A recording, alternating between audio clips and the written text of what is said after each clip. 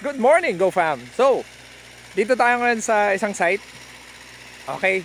And dito tayo, ayan o, dito tayo mag-demo ng iba't ibang klaseng mga binhi ng mais. Okay? Pagtatabi-tabihin natin yon, yung NK, Pioneer, at saka yung DeKalb by Bayer. Alright, so before we start, siguro isa sa mga kailangan mo talagang ma-develop pag gusto mo maging farmer or sa agriculture is yung patience. Dami ko nakikita sa comment section, parang mga iyakin di ba? Na hindi makapag-antay. So kung hindi ka makapag-antay ng 3-minute video, I think you have no business in agriculture. Kasi kailangan ng mahabang pasensya. And of course, everyday ang dami nating nare-receive ng mga messages. Obviously, hindi ko masagot lahat yon. That's why nag-come up ako ng day-to-day na vlog. Okay? And all you have to do is follow yung page. Or kahit wag nyo lang kahit wag nyo lang i-follow, okay lang. Basta panoorin nyo na lang. And pwede naman kayo makapag-interact sa comment section. Okay? But of course, kung gusto mong updated ka lagi dun sa mga ginagawa natin, kailangan mong i-follow yung page natin or subscribe sa channel natin. Yun. So yun.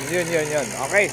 So ngayon, dito tayo sa isang area. Dito ako nagde-demo. Kung mapapansin nyo, yun yung highway. Okay. The reason why yung mga demo site natin katabi ng highway is etong mga to is open for all. Kasi gusto ko maganda yung ani ng lahat ng tao. And pwede kayong bumisita dito.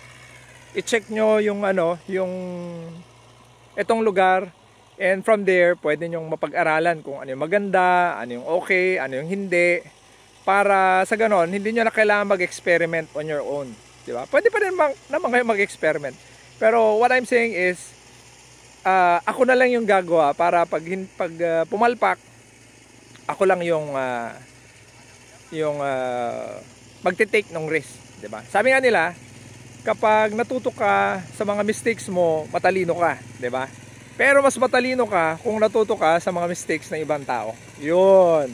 'Di ba? So, dito na tayo ngayon, papakita ko sa inyo. Okay. Ito yung narostilyo. And kung mapapansin nyo, meron tayong traktora doon. It's a Massey 455. Yung traktora na yan kasi hindi ko ginagamit. Ngayon lang nagamit yan. Kinabitan natin ng nakalimutan ko yung brand yan Wukan something ata yan Pininturahan kasi nung tatay ko ng orange pero green dapat yan So tinetesting lang din natin ano yung pinagkaiba nung natraktora at saka narostilyo. So ito, tingnan natin So ito yung natraktora. Ayan, may mga malalaki. Ito. Malalaking tipak. Tapos, yung narostilyo, kung titignan nyo, ito siya. Tapos pag inapakan mo yan, hindi ko alam kung nakikita nyo. Ayan ang lambot ng lupa.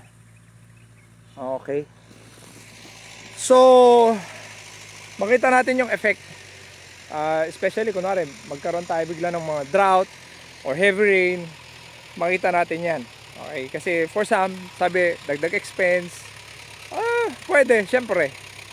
Every time nagagamit ka ng equipment, talagang dadagdag yan sa sa expenses mo. Pero yung benefits nun, hindi natin alam. Alright, so eto na. So dyan na part na yan, tabi-tabi.